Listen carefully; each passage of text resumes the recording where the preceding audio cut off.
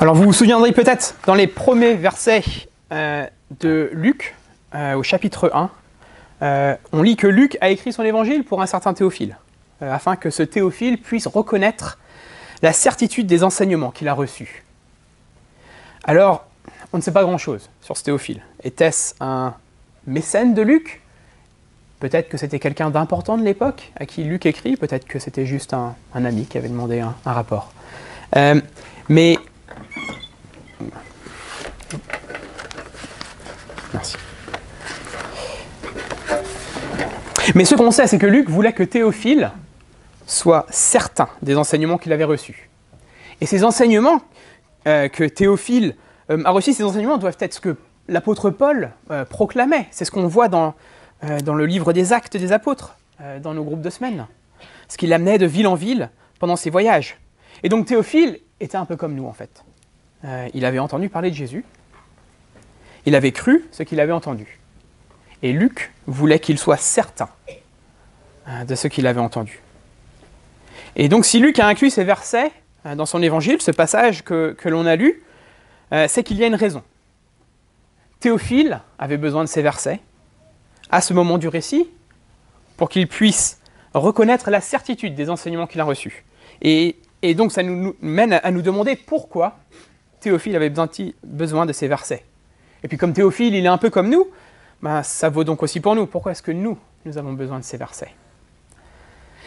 Et je pense que la question que Luc veut élucider pour ses lecteurs est celle-ci. Si Jésus est le Sauveur, pourquoi est-il rejeté? Alors pour aider Théophile à répondre à cette question, Luc lui donne tous les éléments pour qu'il puisse trouver la réponse.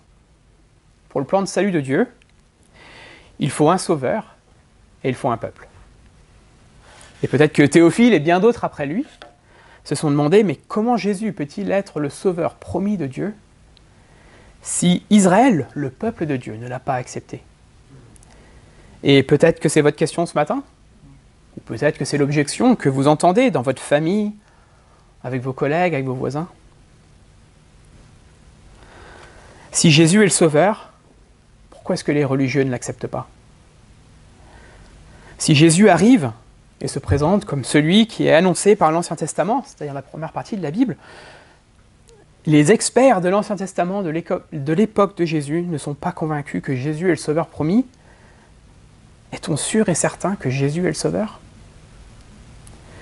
Et c'est un peu comme si Luc voulait aider Théophile et nous à voir que le problème n'est pas du côté du Sauveur. En fait, c'est évident que Jésus est le Sauveur. Le problème, il est du côté du peuple. Quel peuple vient-il sauver? Et donc, pour prendre une illustration, imaginons que je dois charger mon téléphone. Voilà, iPhone, ça arrive assez régulièrement qu'il faut lui charger. Je prends le câble, je le branche, je prends le chargeur, bon vous remarquerez, c'est pas le bon pays, mais c'est pas grave. Je le branche dans le mur, et là mon téléphone ne charge pas. Panique. Est-ce que mon téléphone est cassé? Ou est-ce que c'est mon chargeur? Et donc on va essayer, pièce par pièce, changer le câble, essayer le chargeur d'un copain, peut-être essayer le téléphone d'un copain, pour voir, pour diagnostiquer quel est le composant qui ne marche pas et quel est le composant qui est bon. Eh bien, c'est un peu ce que Luc fait ici. Étape par étape, il nous montre ce qui marche, ce qui ne marche pas, pour qu'on puisse répondre à cette question. Si Jésus est le Sauveur, pourquoi est-il rejeté? Et tout d'abord, Luc nous montre que Jésus est bien le Sauveur promis de Dieu. Puis que Jean-Baptiste est bien le messager promis de Dieu. Et finalement, Luc nous montre que cela implique qu'Israël n'est pas le peuple que Jésus est venu sauver. Et donc commençons avec les versets 18 à 23, où l'on voit Jésus confirmer qu'il est bien le Sauveur promis. Donc relisons-les ensemble. Les disciples de Jean lui annoncèrent tout cela. Jean appela 2 de ses disciples et les envoya vers le Seigneur pour lui dire « Es-tu celui qui doit venir, ou devons-nous en attendre un autre ?» Arrivés auprès de lui, ces hommes dirent « Jean-Baptiste nous a envoyés vers toi pour dire « Es-tu celui qui doit venir, ou devons-nous en attendre un autre ?» À l'heure même, Jésus guérit plusieurs personnes de maladies, d'infirmités et d'esprits mauvais, et il rendit la vue à de nombreux aveugles. Et il leur répondit, « Allez rapporter à Jean ce que vous avez vu et entendu. Les aveugles recouvrent la vue, les boiteux marchent, les lépreux sont purifiés, les sourds entendent, les morts ressuscitent, la bonne nouvelle est annoncée aux pauvres. Heureux celui pour qui je ne serai pas une occasion de chute. » Jean pose ici cette question. Jésus est-il le sauveur que Jean et tout Israël attend? Et la réponse de Jésus peut paraître intrigante. Mais dans cette réponse, Jésus en fait reprend beaucoup d'images de l'Ancien Testament, et particulièrement du prophète Ésaïe. Souvenez-vous qu'il y a quelques chapitres, nous avons vu Jésus se lever dans la synagogue à Nazareth. Et il a lu Ésaïe 61. Et c'est ce que nous retrouvons cité partiellement dans notre verset 22. La bonne nouvelle est annoncée aux pauvres. Et à Nazareth, Jésus avait conclu sa lecture en disant que ces versets étaient accomplis. Mais ici, Jésus rappelle aussi une autre promesse que Dieu a faite dans le livre d'Ésaïe. Et on va la lire ensemble. Donc, Ésaïe, chapitre 35. Dites à ceux qui sont dans le... C'est bien ça? Oui. Dites à ceux dont le cœur palpite, fortifiez-vous. Soyez sans crainte. Voici, votre Dieu, la vengeance, viendra, la rétribution de Dieu. Il viendra lui-même et vous sauvera. Alors s'ouvriront les yeux des aveugles, s'ouvriront les oreilles des sourds.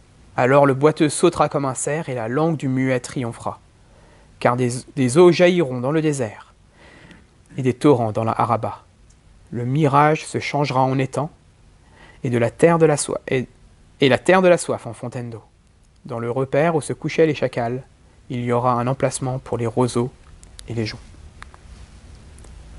Il y aura là un chemin frayé, une voie qu'on appellera la voie sainte. Nul impur n'y passera.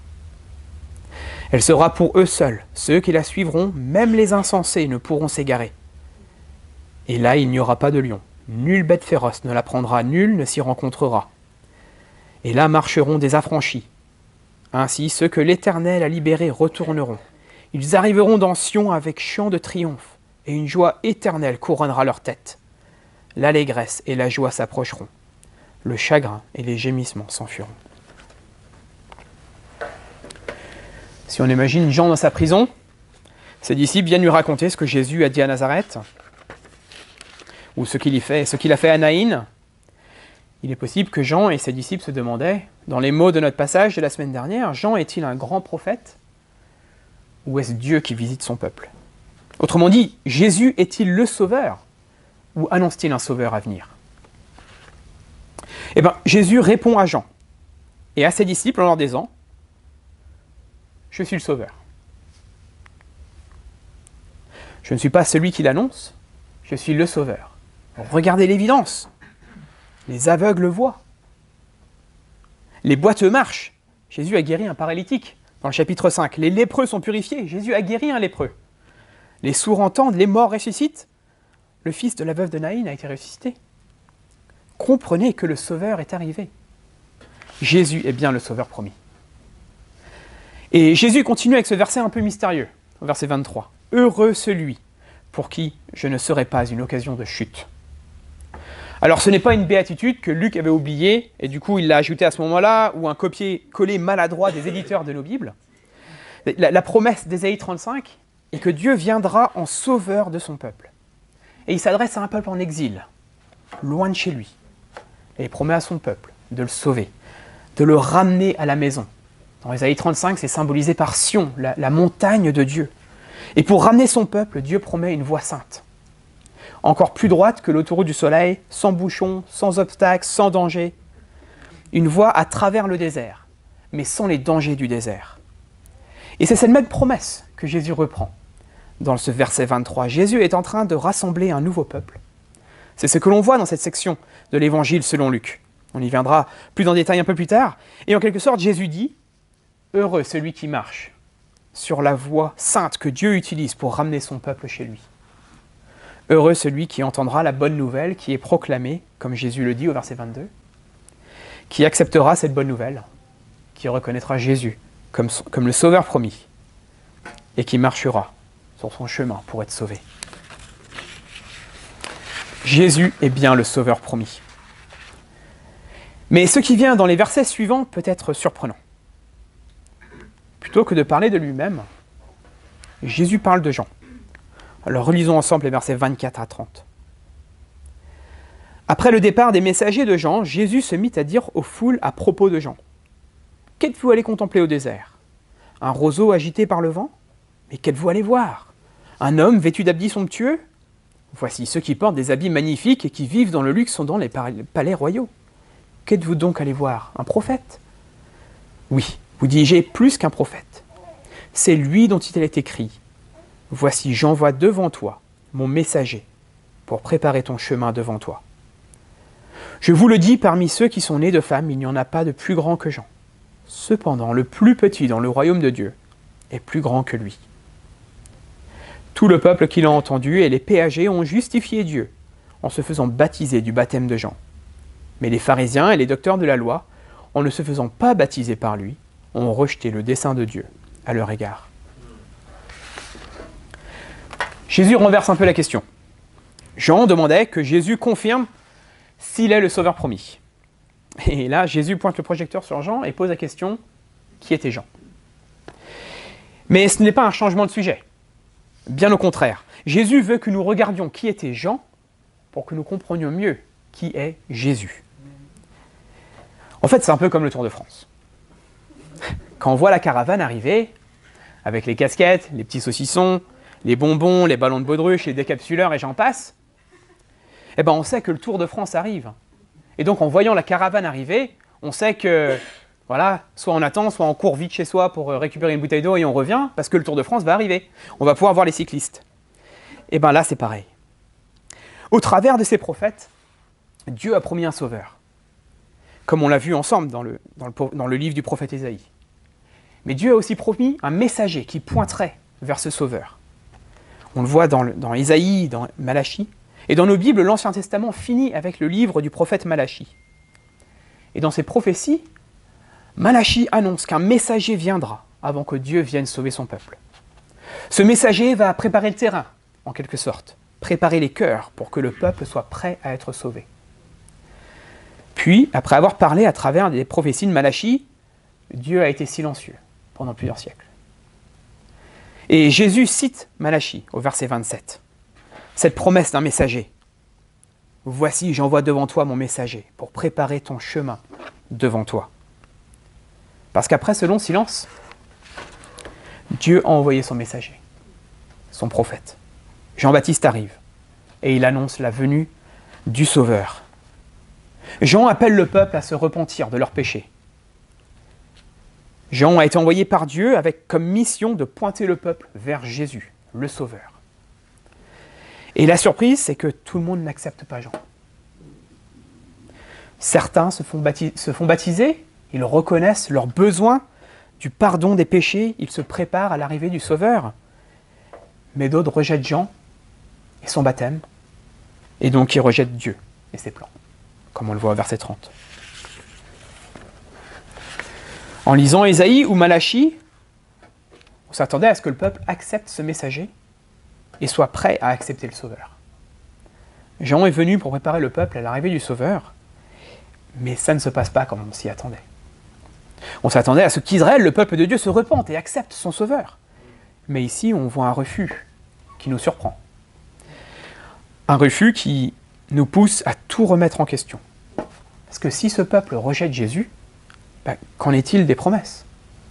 Comment Jésus peut-il être le Sauveur si le peuple qu'il est censé sauver ne veut pas de lui?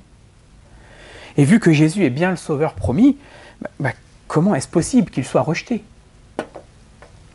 Dans cette section de l'évangile de Luc, nous sommes en train de voir Jésus établir son royaume et former son nouveau peuple. Il y a quelques semaines, nous avons vu Jésus établir ses 12 apôtres, un peu les 12 piliers de son nouveau royaume, comme les 12 fils d'Israël ou de Jacob étaient les 12 piliers d'Israël. Jésus a expliqué à quoi ressemble ce nouveau royaume. On a vu que dans ce nouveau royaume, les règles changent. On aime nos ennemis plutôt que de les haïr. On peut se réjouir de souffrir pour Jésus maintenant, plutôt que de chercher juste le bonheur éphémère maintenant. Le royaume de Dieu est un royaume où la maladie et la mort n'ont plus leur place. Un royaume où on peut obtenir le vrai repos. Et Jésus est toujours dans cette même explication. Il parle encore de son royaume, on le voit au verset 28, laissez-moi le relire. « Je vous le dis, parmi ceux qui sont nés de femmes, il n'y en a pas de plus grand que Jean, cependant le plus petit dans le royaume de Dieu est plus grand que lui. » Jean était le plus grand des hommes, le plus grand d'Israël, plus grand qu'Abraham, plus grand que Moïse, plus grand que le roi David. Jean était le prophète final, le dernier à venir avant le Sauveur. Et maintenant, le Sauveur est là. Il instaure son nouveau royaume.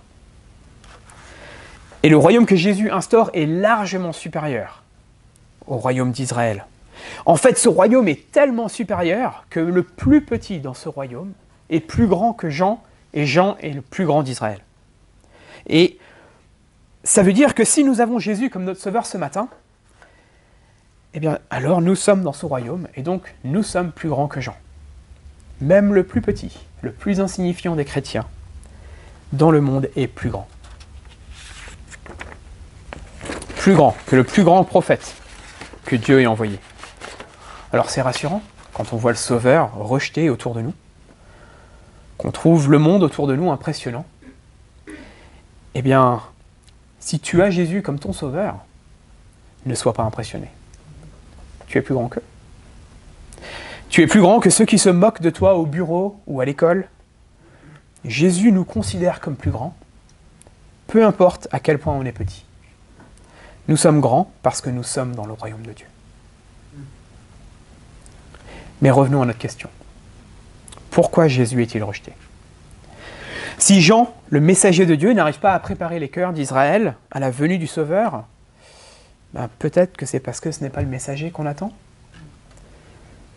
Et donc Jésus n'est pas non plus le Sauveur qu'on attend. Mais nous avons vu que Jésus est le Sauveur. Toute l'évidence montre que Jésus est bien le Sauveur promis.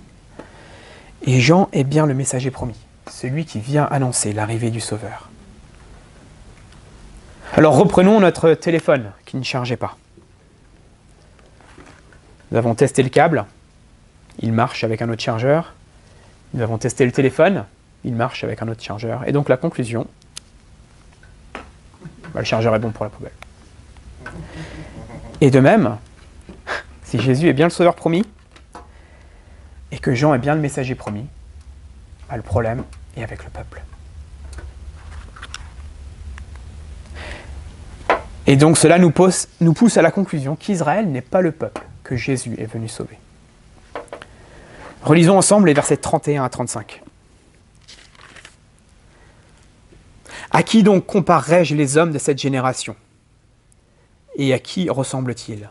Ils ressemblent aux enfants, assis sur la place publique, qui s'appellent les uns les autres et disent « Nous vous avons joué de la flûte et vous n'avez pas dansé. Nous avons chanté des complaintes et vous n'avez pas pleuré. Car Jean-Baptiste est venu, il ne mangeait pas de pain et ne buvait pas de vin. Et vous dites, il a un démon. Le Fils de l'homme est venu, mangeant et buvant. Et vous dites, c'est un homme qui fait bonne chère et un buveur de vin, un ami des péagers et des pêcheurs. Mais la sagesse a été justifiée par tous ses enfants. »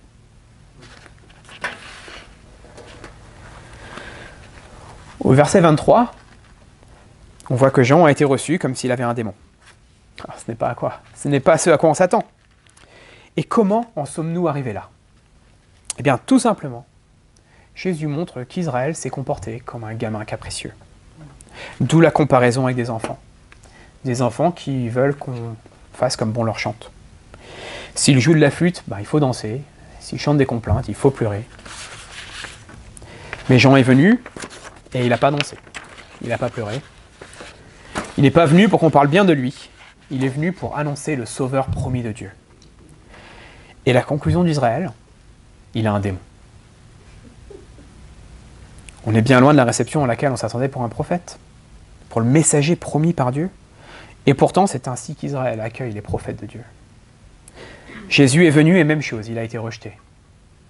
Dieu lui-même marche au milieu d'eux et Israël l'accuse d'être un ami des pécheurs, un ivrogne, un glouton, un homme qui n'a pas bonne réputation. Et tout cela nous rappelle ce que Jésus disait un peu plus tôt dans Luc, au chapitre 6. Si vous tournez une page, versets 22-23. « Heureux serez-vous lorsque les hommes vous haïront, lorsqu'ils vous chasseront, vous insulteront, rejetteront votre nom comme infâme à cause du Fils de l'homme. Réjouissez-vous en ce jour-là et tressaillez de joie, parce que votre récompense sera grande dans le ciel. Car c'est ainsi que leur Père agissait à l'égard des prophètes. » Jésus est venu vers Israël, et Israël l'a rejeté. Comme ils ont rejeté Jean, comme leurs pères ont rejeté Malachi, et Ésaïe, et Zacharie, et Ézéchiel, et Jérémie, et la liste continue.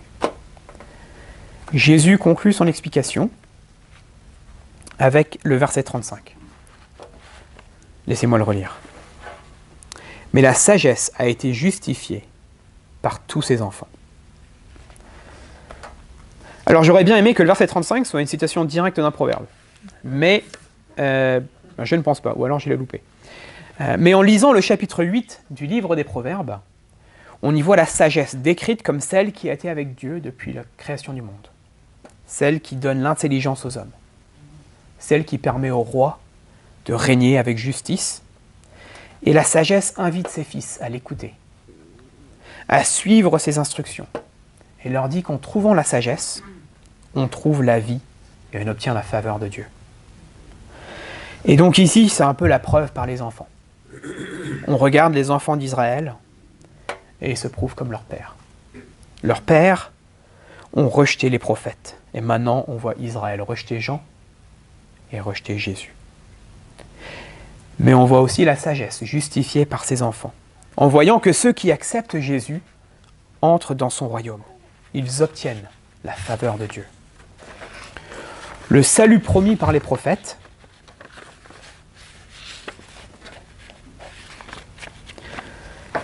il y a donc un peuple qui est sauvé. Pardon, ils obtiennent le salut. Et donc en rejetant Jésus, Israël ne prouve pas que Jésus n'est pas le sauveur. Plutôt, Israël prouve qu'il n'est pas le peuple que Jésus est venu sauver. Et donc si nous revenons à notre question de départ, la question de notre cher Théophile, peut-être votre question ce matin, si Jésus est le sauveur, pourquoi est-il rejeté? Eh bien tout simplement parce que nous regardons au mauvais endroit. Le peuple que Jésus est venu sauver n'est pas Israël. Alors oui, une partie d'Israël en fera partie, mais le nouveau peuple n'est pas juste un Israël étendu, avec quelques non-juifs ajoutés ici et là. Non, non, le nouveau peuple de Jésus est un peuple entièrement nouveau. Et c'est un peuple qui est formé de ceux qui viennent à Jésus pour être sauvés. Ce n'est pas un peuple issu d'un même ancêtre ou d'une même lignée, mais c'est un peuple qui inclut tous ceux qui suivent Jésus. Et en continuant dans Luc ensemble, nous continuerons à voir plus en détail à quoi ressemble ce nouveau peuple. Mais de notre passage, on peut déjà voir que cela a à faire avec comment nous recevons Jésus. Les pharisiens et les docteurs de la loi ont montré qu'ils n'étaient pas de ce nouveau peuple, en rejetant Jean et ultimement Jésus. Et cela invite la logique réciproque. Ceux qui acceptent Jésus sont donc dans son nouveau peuple. Alors comment cela peut-il aider Théophile à avoir plus de certitude? Dans un monde où ceux qui auraient logiquement dû reconnaître Jésus comme leur sauveur et le suivre ne le suivent pas et même rejettent ceux qui le suivent, Théophile pourrait se demander si le plan de Dieu fonctionne bien comme prévu. Mais Luc veut que Théophile soit certain que Jésus est le sauveur, que le plan de salut fonctionne, que Jésus est en train de sauver son peuple, même si les pharisiens et les docteurs de la loi rejettent tout cela. Et nous aussi, nous avons besoin de cet encouragement. Notre monde ne ressemble pas en tout point au monde de Théophile. Le choc du refus de Jésus par Israël n'est pas vraiment un choc de nos jours. À l'époque de Jésus, la question n'était pas forcément de savoir si un sauveur allait venir, mais de savoir qui serait ce sauveur qui viendrait. Alors que de nos jours, l'idée même qu'il faille un sauveur peut choquer. Alors ce passage, comment il nous encourage, nous, l'Église Saint-Lazare, ce matin? Bien, je voudrais m'étendre sur 2 points d'encouragement pour nous ce matin. Premièrement, quelle bonne nouvelle. Jésus construit son peuple. Le plan de salut est en marche. En ce moment même, Jésus construit son peuple. dans nos familles, dans nos bureaux, dans notre quartier, dans les 8e et 9e arrondissements de Paris, et il est le sauveur promis. Alors oui, nous accuserons des refus et des rejets, car Jésus est rejeté. Mais certains l'accepteront, le suivront et rejoindront son peuple. Le rejet de Jésus par certains ne met pas en cause le fait que Jésus est sauveur, mon sauveur, votre sauveur. Et si vous êtes comme moi, on a besoin de l'entendre, parce que nous l'oublions si facilement. Alors non, je n'oublie pas que Jésus est mon sauveur, mais il est facile d'oublier que Jésus est en train de construire son peuple, son royaume autour de moi. Parce que autour de moi, au travail, dans mon immeuble, je ne le vois pas. Et donc ce passage me dit que la réalité est que Jésus est en train de construire son peuple, même dans mes bureaux. Il est le sauveur, et il est venu pour sauver. Et ça nous mène à mon deuxième point d'encouragement. Et cela peut paraître évident, mais Jésus est bien le sauveur. Et ça aussi, on peut facilement l'oublier, ou du moins ne pas vivre comme si on le croit. Jésus n'est pas un sauveur parmi d'autres. Il est le sauveur. Dieu n'a pas promis d'autres sauveurs. Et pourquoi en promettrait-il un autre? Parce que Jésus est le sauveur promis et il satisfait pleinement la mission du sauveur. Il n'y a pas besoin d'autres sauveurs. Et donc, on peut être certain que Jésus est le sauveur qu'il nous faut et qu'il est le bon sauveur. Et on peut être confiant lorsqu'on parle de Jésus autour de nous, parce que Jésus est le sauveur, le seul sauveur.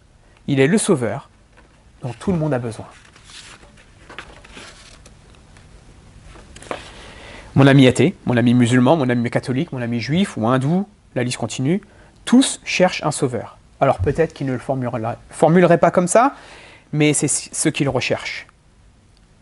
Que ce soit mon ami musulman qui cherche à plaire à Dieu par sa conduite, ses jeûnes, ses prières, ses pèlerinages, mon ami juif qui attend toujours un sauveur à venir, ne reconnaissant pas Jésus, mon ami catholique qui cherche à vivre une vie pleine de bonnes œuvres pour plaire à Dieu, mon ami athée qui cherche le salut dans l'amélioration de l'humanité, le progrès social, dans la réforme des institutions pour résoudre les inégalités, dans la science pour guérir tous les maux. Nous tous, quelque part, on veut croire qu'un sauveur va venir.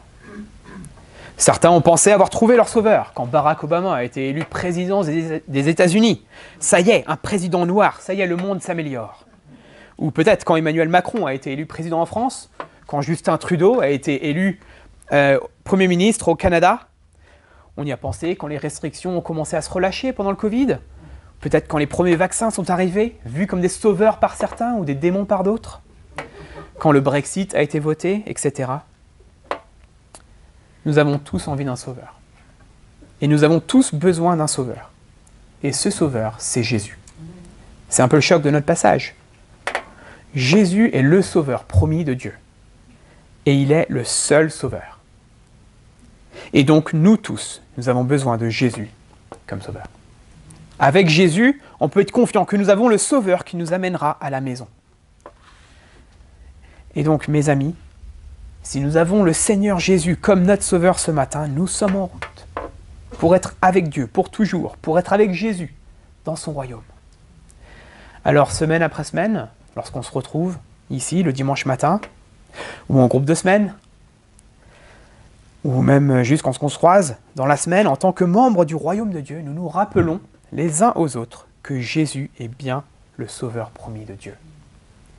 Et on s'encourage les uns les autres à persévérer, à parler de Jésus autour de nous, pour que nos amis, nos collègues, nos voisins, nos familles, eux aussi puissent savoir, comme Jean-Baptiste voulait le savoir, que Jésus est celui qui devait venir, celui qui est venu,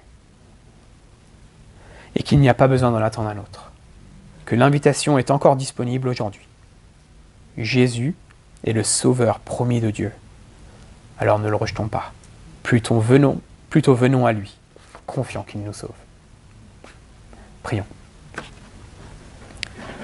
Père éternel, merci que Jésus est venu, qu'il a prouvé qu'il est le sauveur à venir. Et donc on prie, Seigneur, qu'on puisse se tourner à Jésus ce matin, qu'on reconnaisse en lui le sauveur dont nous avons tant besoin, et que nous puissions être ceux qui le suivent, qui ne trébuchent pas, et qu'on puisse être tous ensemble dans son royaume. Amen.